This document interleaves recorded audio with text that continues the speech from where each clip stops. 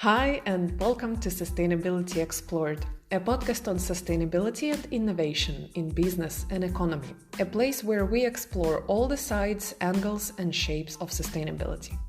My name is Anna, and I am the podcast host of this show.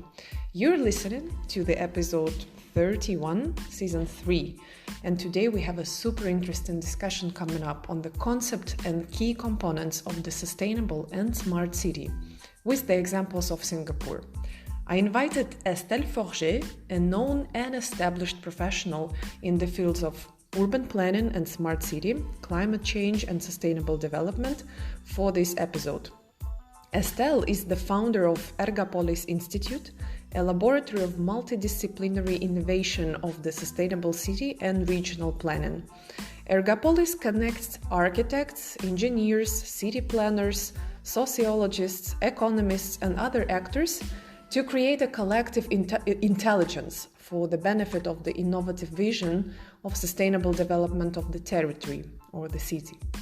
Their collective ideas make it possible to set the specifications of the public order to which the companies respond during tenders.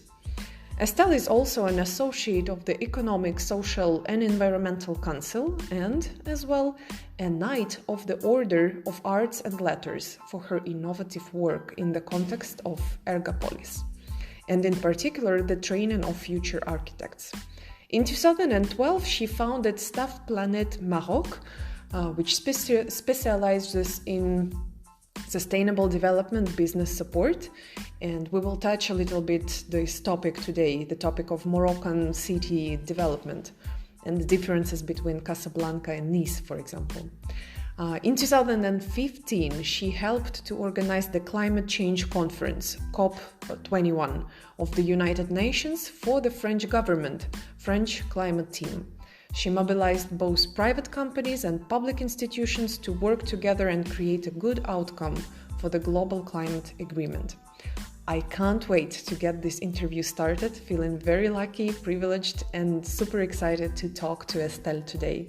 I wholeheartedly invite you to join our discussion and sail through it together with us. So my guest today is Estelle Forget. Today we are talking about sustainable smart cities. Estelle is originally from France. I had a lot of enjoyment while doing a background research on her and reading the articles and videos, watching the videos in French.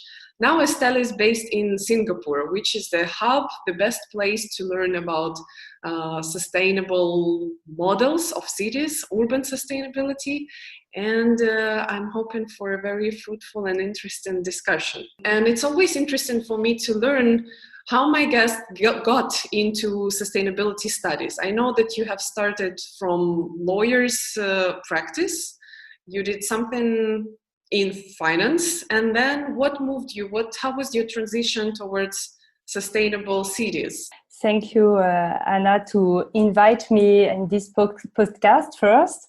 In fact, I was interested by law when I was young. I was also curious by economy. And finally, because I was born in 1974, I always knew the crisis. And at this time, my choice was pragmatic, having a secure job. And after 11 years on the bank and finance sector, I would like to give more meaning of my life and decided to go back to university and to do what I love to do, learning. Because I have a outgoing personality, I think I love care about others. My colleague advised me to study sustainable development, and at this time, I didn't know anything about sustainable development. So I resumed my studies with a master degrees in sustainable development at the University Paris Dauphine. And what I learned during this master changed my life totally.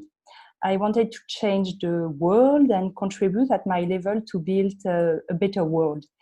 And during a study trip in Netherlands, I discovered urban planning and I realized that I found my calling. Why? finally, the reason is clear. If sustainable development impact everything is in the city. I mean, people, food, transportation, energy, economy, social community, everything is in the city. And we need to find a balance to help people to be balanced. If the city is built with a bad design, people cannot feel well and the city cannot be prosperous. Environment has a direct impact on our behavior and the mindset. And finally, it is very useful for me to have a background in law and finance to address the issue of the sustainability, especially for city and territory, where governance and the economy are very important as well political issue. In your definition, what is a sustainable city? A sustainable city. For my point of view, a sustainable city needs to integrate basic thinking, but it's very important to remind it. I mean, a sustainable city first needs to have a good design and an intelligent urban planning. An intelligent urban planning with an integrated vision. What will be, for example, my country or my city in 2050? The first point is to have a long-term vision. And for example, in Singapore, we know that in 2050, and right now it's ongoing, this is the country of the smart city. And maybe the philosopher Seneca, he said there are no favorable wind for one who doesn't know where it's going. Whatever the country or the city, the preservation of the nature and biodiversity is essential. And urban planning ordered to define a fair place for human as a part of the biodiversity. What it doesn't mean that the earth is only the human home. Mm-hmm. First, it's a long vision. Second, it's to integrate the preservation of the nature and the biodiversity. That was, this vision should be translated into a master plan that included infrastructure and services, provide from a population of ratio around 3,000 people.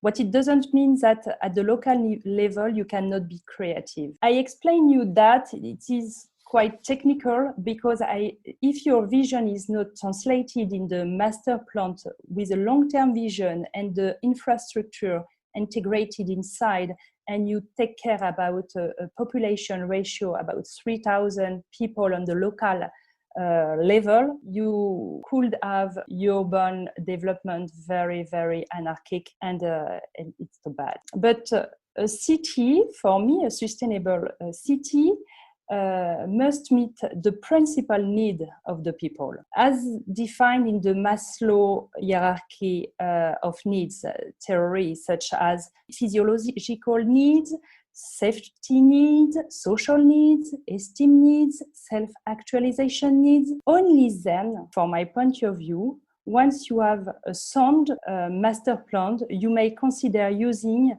new technology. However, technology is only an add-on. Technology cannot heal the city that have been badly designed. It means that it's a long vision, integrated biodiversity and the preservation of land to be at the service of the population and to find a solution for the need and to translate the vision in the master plan with the infrastructure at the level of a small ratio of population. And I have something, it's very important for me to explain the basis of urban planning before to talk about smart city and new technology. Because urban design, it's like medicine for the city.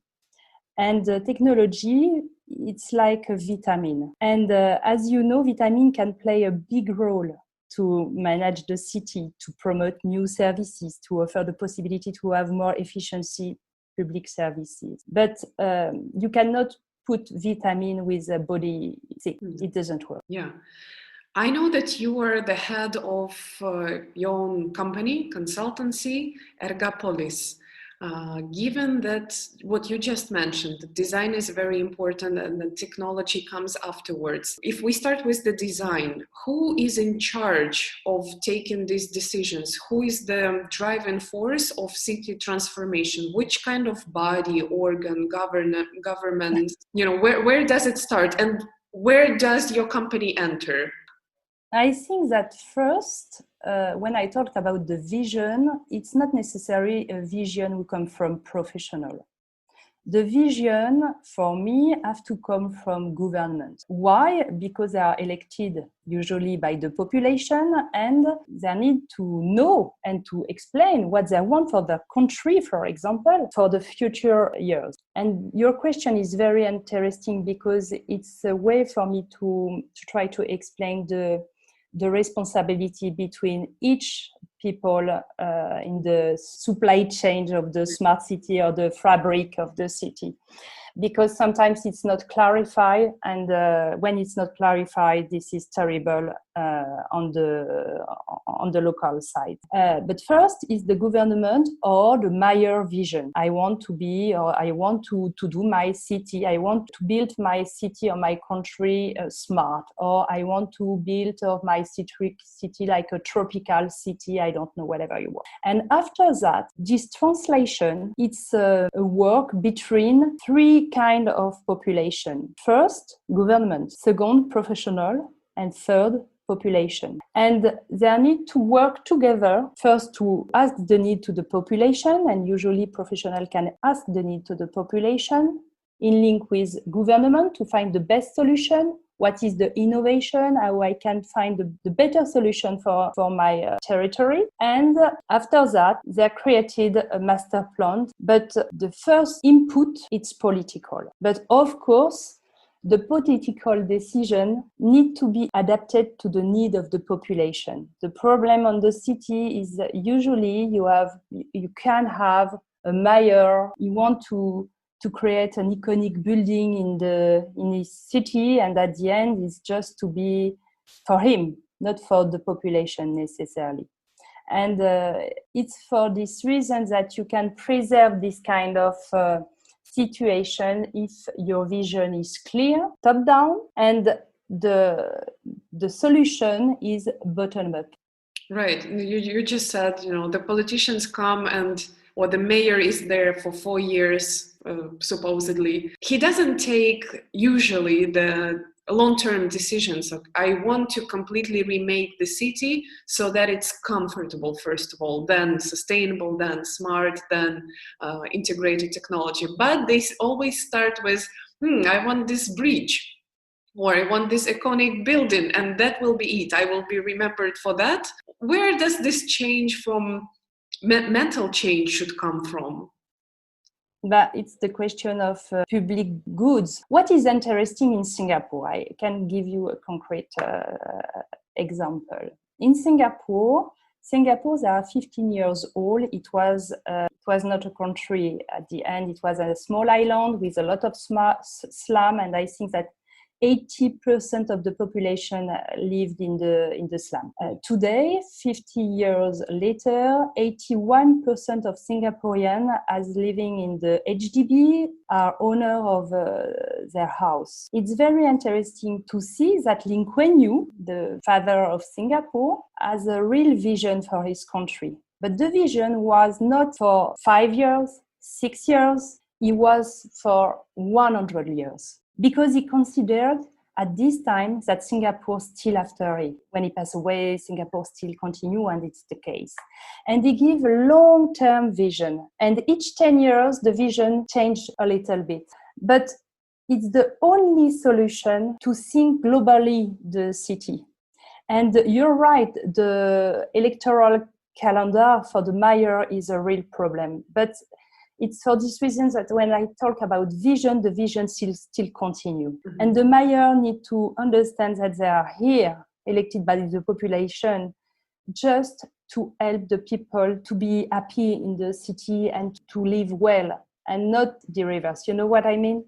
Yeah. But I think that this is the first problem when you talk about sustainable city, and it's for this reason that, from my point of view, today on the world, I don't know a sustainable city, because there are a lot of initiative, very interesting, and we can to talk about it, but at the end, because the problem is the short-term vision, it's complicated to have a real sustainable city, because the need can change, not depending of the need of the population, because as I explained, the need of the population is the Maslow needs.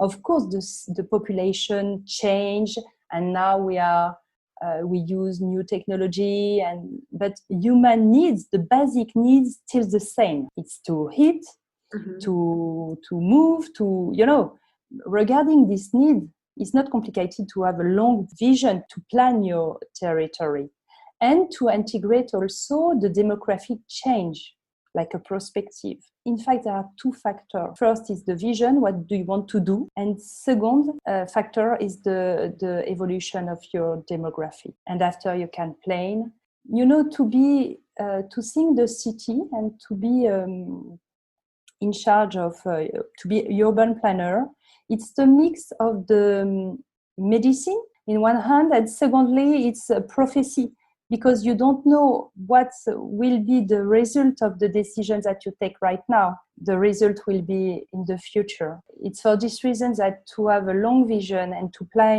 plan for the long term, it's very, very important, because you can adjust. Right.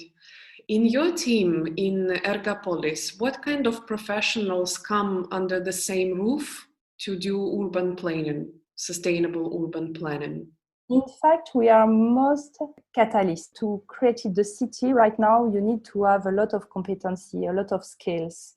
And what is complicated is to look forward in the same direction and to manage the different skills. For example, we can bring some architect, urban planner, economist, engineer, a lot of engineer, a lot of skills, and our job is to be like a catalyst for the city. From the social perspective, what makes a city safe?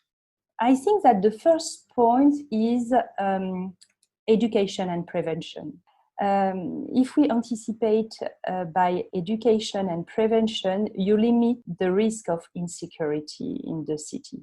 The second point will be maybe the law to protect people, and technology, I think, can help to educate and improve awareness, and also to anticipate the risk. For example, regarding the resources, there is a French company. They developed a dashboard for implemented in several cities to help mayor to manage their city in real time. For example, in real time, you can change the duration of the red lights based on the traffic. You can monitor utilities by building or make recommendations to reduce, for example, water on the energy consumption. And also, you can, for example, look after the elderly people to ensure that they are still in life by checking their use of utilities. For the city safe, there are three pillars. I think that it's really education and prevention, law, of course, and new technology. Curious that you should mention all three, these three pillars for the safety, and specifically mention technology. It just came to my mind that this is how Singapore combat COVID-19. Because they were able, with the use of technology, cameras, big data, AI, to trace every infected citizen, or they found one infected and they can trace back everyone who they contacted with. And this is one of the reasons they were able to flatten the curve so fast. So what's your take on the technology and AI? Are you pro or against? Do you think it's going to do humanity in the city any good, or shall we rather start being paranoid? I believe in progress first. And with this regards, new technologies are definitely enablers of progress. If and only if we use it on the good base and for the good goal. Technology, as I explained, can help us to be more virtuous, but also dangerous, depending on what world we collectively want to live. I don't want to live in a dystopian world as described in the novel 1984 from George Orwell. And I'm not fan to monetize the data. This is a real business for company right now, but for me, it's bad business and not sustainable. We need to preserve personal data as a global public good, from my point of view. But I believe in progress. And to take your example about Singapore and the coronavirus, it was not just a question of the technology. The first point was the question, I think, of the trust with the government. Population support the government because the government of Singapore are very professional. And they explain very well, clearly. I remember in January, they give a lot of information and we take care each other. And after, technology was very good to tracking, of course, and to help. But when you think about tracking, for example, it's a way also to prevent the other people that you are in connect and that can be sick, and it's not too bad. Estelle, at some point of your career, you launched an initiative with Morocco. You took a group of students from France. They went to Morocco, to Casablanca. The group from Moroccan students came to France to exchange ideas and views. I lived a little bit in Nice, and last year I visited Casablanca, and I was surprised, to say the least, how different these two somewhat similar cities were using their waterfront. In Nice, you see this long promenade. People have access to the beaches, to the water. They run along the shore. And in Casablanca, that is just blocked by a concrete fence. No one knows what is happening behind. There is no view on the ocean. There is no way to see the water. I remember reading a book on urban planning, on sustainable city, and someone was saying, like, if the city is blessed with water access, it should use it for greater good. So I grew up with this idea of the water in the city, be it a river, a sea, an ocean, is a great blessing. What do you think is the reason for such a different approach in similarly same cities like Nice and Casablanca? Alors, regarding the city planning of Casablanca and Nice, for example, there are nothing prevents city council or other bodies from making good urban planning decision, and except the lack of vision, competency, or technical capacity to integrate global issue. And you're right, and it's for this reason that at the beginning I explained that the vision is important and the planification, the plan is important also, because when it's designed in the concrete, it's down. You cannot change. It's not like you have a draw on the paper. It's done. It's finished. It's the case in Casablanca. But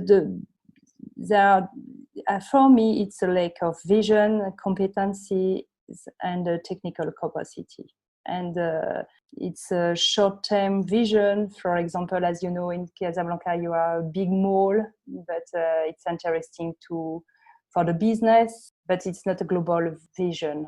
Yeah. But in the same time, Casablanca, still Casablanca, and it's a beautiful city. I didn't get to see it because I didn't feel safe, honestly. This is also, it's a city like any other, and yet I couldn't be there alone. Really? Yeah. But it's true that sometimes urban planning is quite specific to Morocco, and but in the same time in France we have also bad urban planning in cities. I think that the problem of lack of vision and competencies or technical capacity is not the problem of one country in particular. I think it's global. And regarding the student, in Casablanca, the project was to find a new life of the old slaughterhouse, abattoir, to become a cultural fabric to promote Moroccan art and artists. One pre-last question. The UN report says like 70% of global population will live in cities by 2050, if I'm not mistaken. So basically in 30 years, that's nothing. With the coronavirus crisis, I see that more and more people are talking about moving to private houses somewhere in the rural areas to have their little plot of land. What do you think the trend will be? Are we going to still be wanting to be living in the cities, or the current trend will reverse it? If you think about it, in 1950, the worldwide population was around 2 billion 5 of people. Mm-hmm. Today, as you know, we are 7.7 billion, I think. Yeah. More or less with coronavirus. And we will be almost 10 million in 2050, like you explained.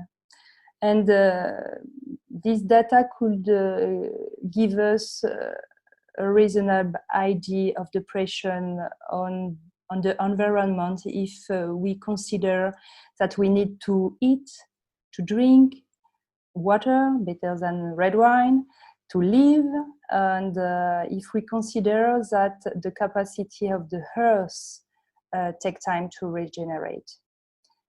We must preserve land and biodiversity. It's not an option. And to reduce the pressure on the environment, then density is not an option, in fact. And this is real crucial to promote the concept of the intelligent urban planning and to think very well and strongly the design of the city to have a rational concept. Yes, I think that this is my answer. Density is not an option, and the technology could not resolve the fact that we need to keep land to feed 10 billion of people, and it's not because you live far of the cities that you hospital is in the city, and all the infrastructure services are in the city, and we need to keep the land and preserve the biodiversity. Right. We will be very dependent on the infrastructure. It's true, I think. Yes, on the infrastructure, and the democratic change is the big deal. Even though now it really looks appealing to have a little plot, a little house, to be able to go outside even in your own tiny garden. It's hard to be. Yes. But also density offer a lot of opportunity and possibility for the population to live, depending how do you think your city, how do you preserve the nature in the city, as it's the case in Singapore. In Singapore, there are high density, but never you feel the high density. Really, what I think that Singapore is a real success story. It's because urban planning contribute to the development of Singapore. And the story of Singapore should be inspire a lot of countries. And often I heard that, yes, but Singapore, it's a small island with 6 million of people. At the end, it's not a question of size. It's a question of ratio of population. If you have a vision and a good ratio of population to think your urban planning, you can imagine like a constellation city, a lot of development for your country. It's not a problem.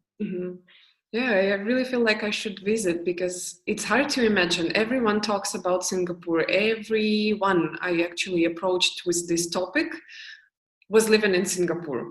I already interviewed my classmate, the Singaporean classmate, who gave me a lot of background on the governance, on how Singapore works, on the history and why and how they arrived to this point today. And it feels like that's the city. An utopia. Place. This is like an utopia. And it's when I explain Singapore, and I'm writing a book about Singapore and the best practice of Singapore to share with friends in particular, people think, no, it's not possible. Such success is not possible. But yes, it's true. It's true. And it works. And Singapore works very well. And I'm not here to promote Singapore. I'm here to talk about sustainable and smart city. And I can say also that Singapore is not really sustainable because aircon, because a lot of things. But if you compare with other countries, with the fact that Singapore has no resources, the only resources that Singapore have is the population. And there are 50 years ago, the population was not educated like now. And in 50 years, Singapore are the worldwide place. It's incredible. The school are in the good rank, in the worldwide class. It's incredible. But urban planning was the base of Singapore. Yeah. Tell me, probably the last question, I know we're running to the end of the interview. When will your book be out? Maybe in 2 months, in French. One last question. Your own book recommendation for sustainable urban planning, what would you suggest? I'm curious about economy. I read a book from Ed Glasser. I don't know if you know Ed Glasser. He's an economist and he wrote a book titled The Triumph of the City. Mm-hmm. And the subtitle is How Our Great Invention Makes Us Richer, Smarter, Greener, Healthier and Happier. And this book is bursting with insight and policy proposal to debate. And as you know, French love debate, and I think it's a good... Yeah, amazing. Thanks so much for your participation on this show. Thanks for your time and sharing your wisdom. It was very cool. I'm glad we had this wonderful discussion today on sustainable cities. Thank you very much, Hannah. Thank you.